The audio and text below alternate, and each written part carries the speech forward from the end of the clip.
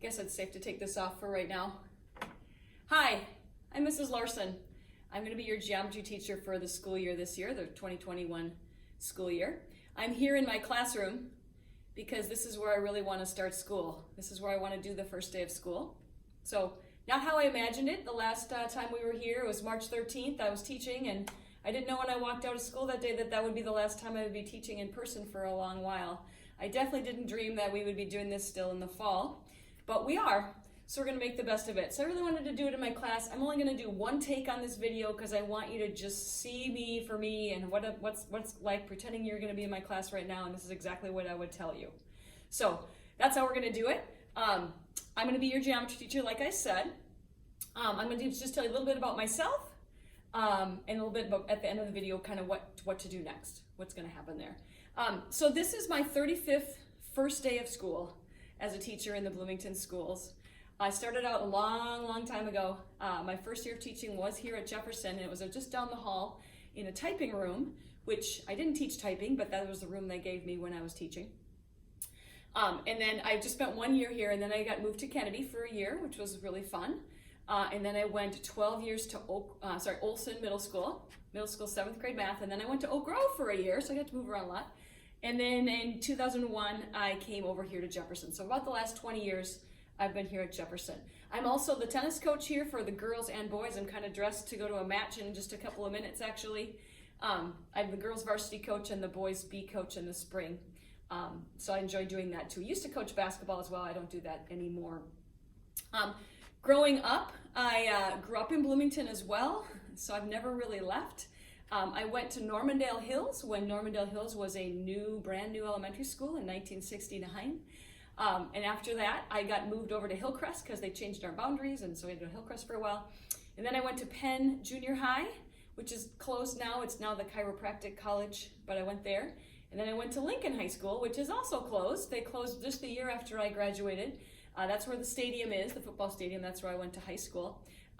Fun fact, when the school closed, they let us go in and take a few things for souvenirs. So this is my actual high school basketball jersey. We were the Lincoln Bears. And I don't think I could possibly fit in that now, but I used to be able to wear that. So I went to Lincoln High School, went off to college, and I studied math at College of St. Benedict / St. John's University.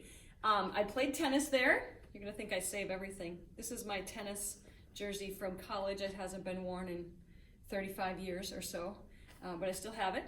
And then I went to St. Thomas to get my master's in math and education. Before I was a teacher, I was an actuary. So for about a year or two, I was an actuary. That's somebody that works with data. And then I decided I really liked working with kids. And so here I am teaching math for a long time. It's been a great career for me. I do have a family. I'm married. I want to just show you quick. I'm going to be like old school. I'm not going to show you a slide. I'm actually going to show you a picture, just like we would be in class right now. So let me just introduce you to my family real quick. Here's my family. This is my son, Dan, right here. He had a COVID beard when we took this picture. Goodness. He graduated from Jefferson in 2010. His wife, Emily, is right next to him, and she graduated from Jefferson in 2009. My husband, Pete, is right there, and he is a pastor. My other son, Tim, right here, is Jefferson grad 2014, and his girlfriend, Rachel, who's not a Jefferson grad, but we still like her anyway.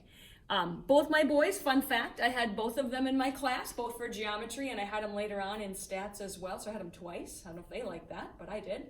And my father taught in the Bloomington schools at Kennedy and Penn, and back when he was at Penn, I had my father. So fun fact, I had my dad for math, and my kids had me for math. So kind of like the family business, right?